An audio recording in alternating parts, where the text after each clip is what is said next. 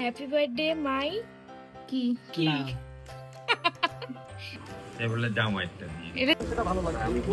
Hello and আসসালামু আলাইকুম everyone. কি অবস্থা সবার? আই হোপ সবাই অনেক অনেক ভালো আছেন।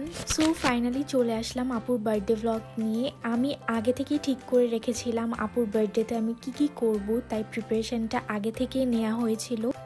রাতে টুকটাক ডেকোরেশন করব বাসায়, সেটার জন্য আমি ডিসিসি মার্কেটে এসেছিলাম, যেটা গুলশান 1-এ। সো এখান থেকে যা যা লাগবে আমার একটা পরিচিত দোকান আছে, সেখান থেকে আমি নিলাম। তারপরে এটা হচ্ছে আরেক দিন। ছোটবেলা থেকে আমার প্রত্যেকটা বার্থডে আপু অনেক সুন্দর করে সেলিব্রেট করে, তাই এবার আমার ইচ্ছা ছিল আপুকে একটা ভালো কিছু গিফট দেওয়ার। আমার সাথে সেদিন আপুকে নিয়ে এসেছিলাম, ও জানতো না এটা আমি ওর জন্য নিচ্ছি। আমি বলেছিলাম আমি রিং কিনবো। এই রিংটা আপুর জন্য নিয়েছিলাম এন্ড আরেকটা আমার জন্য। তারপরে এটা হচ্ছে আপুর বার্থডের আগের দিন। স্টান মল্লিকায় কিছু ব্যাগ দেখছিলাম, আমাকে অনেকে আস্ক করে আমার ব্যাগগুলো কোথা থেকে নেওয়া। So most of the bag আমার এখান থেকেই নেওয়া হয়। তারপর আপুর জন্য এখানে ফ্লাওয়ার কিনতে আসলাম। এইবারে আপুর বার্থডে থিম ছিল পার্পল, সো আমি ট্রাই করছিলাম সবকিছুতে পার্পেলের ছোঁয়া রাখতে। এই একটা দোকানে মোটামুটি ফ্রেশ কিছু ফ্লাওয়ার্স ছিল, অন্য দোকানে তো সেটাও ছিল না, আর পার্পেলের মধ্যে আমি তেমন কিছু পাচ্ছিলাম না। সো পরে এটা নেওয়া হয়।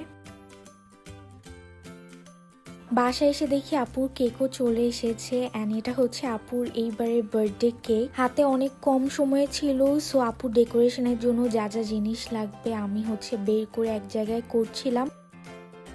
সবকিছু রেডি করতে জ্যোৎস্না আপু আমাকে হেল্প করেছিল। বেলুন ফুলালে আমার মাইগ্রেনের ব্যথা শুরু হয়ে যায়, তাই আমি এই জিনিসটাকে একটু অ্যাভয়েড করি।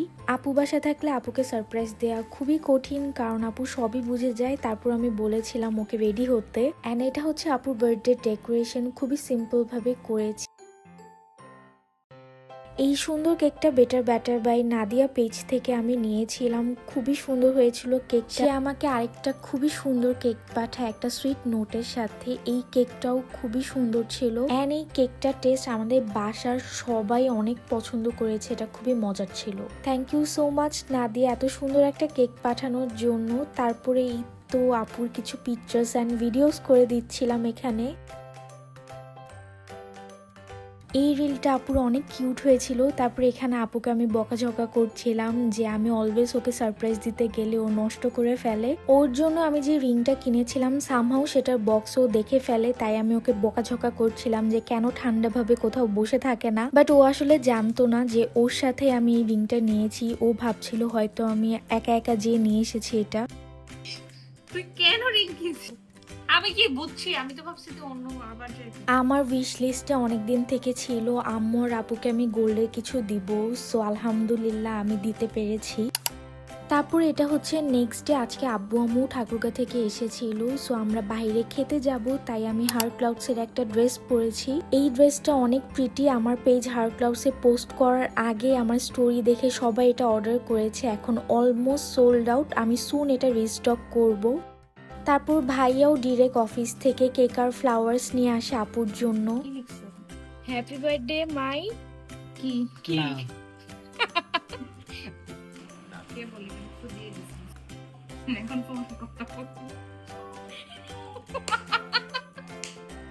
আজকে বাসায় এত কেক ছিল, তারপরে সবকিছু সামনে রেখে আমরা কিছু পিকচার্স নিলাম। তারপরে ভাইয়াও রেডি হয়ে আসলো, তারপরে সবাই একসাথে কেক কাট করলাম।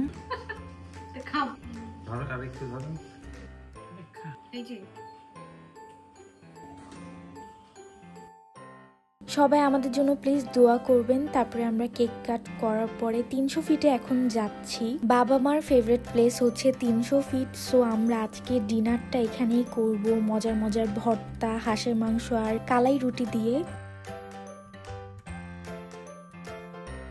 এখানে আমাদের জন্য গরম গরম কালাই রুটি বানাচ্ছিল আর বেগুনগুলো পুরাচ্ছিল ভর্তা করার জন্য। ইদানিং কেন জানি আমার আশেপাশে প্রজাপতি ঘুরে, তারপরে সবকিছু একসাথে সার্ভ করলো। কালাই রুটির সাথে বেগুন ভর্তা, মরিচের ভর্তা আর হাঁসের মাংস আমার ফেভারিট একটা কম্বিনেশন। আমার এখন দেখে আবার যেতে ইচ্ছা করছে।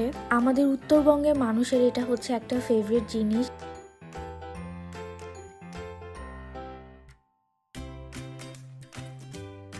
So yeah that's it for today's video. I hope আজকের ব্লগটি আপনাদের কাছে ভালো লেগেছে। ভালো লাগলে প্লিজ ফলো মাই পেজ। দেখা হবে নেক্সট ব্লগে। টিল দেন আল্লাহ হাফেজ।